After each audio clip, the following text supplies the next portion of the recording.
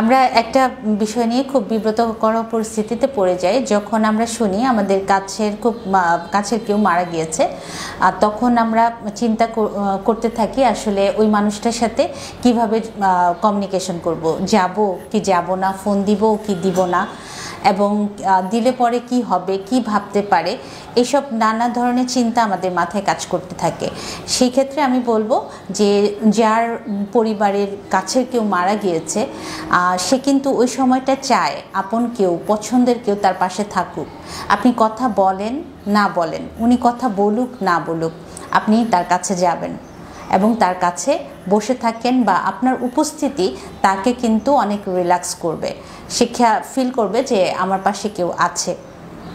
আরেকটা বিষয় হচ্ছে যে যদি সে শেয়ার করতে চায় তাহলে অবশ্যই আমরা তার কথা শুনব এবং কোনো ধরনের প্রশ্ন না করে তার কথা শুনে যাব।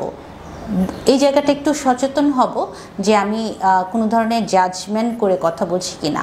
আরেকটা বিষয় ভীষণভাবে খেয়াল রাখবো, কাছের কেউ মারা গেলে আমাদের কান্না আসতে পারে। তখন একটা বিষয় আমরা যেটা করতে থাকি সেটা হচ্ছে যে আমরা বলতে থাকি কেঁদো না, যে যাওয়ার চলে গিয়েছে তার জন্য কেঁদে কী হবে, বা কান্না করলে আমাদের আত্মা কষ্ট পায়, এই ধরনের কথাগুলো আসলে আমরা বলবো না।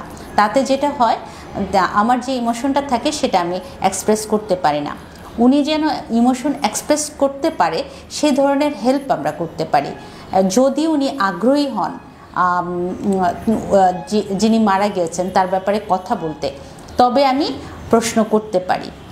এরকম করে করতে পারি যে কেমন আপনার সাথে তার কেমন ছিল, কেমন সময় কাটাতেন, হ্যাঁ, এই বিষয়গুলো আমরা কথা বলতে পারি এবং যথেষ্ট স্পেস দিয়ে বুঝে যে আসলে এখন উনি কথা বলার জন্য রেডি কিনা।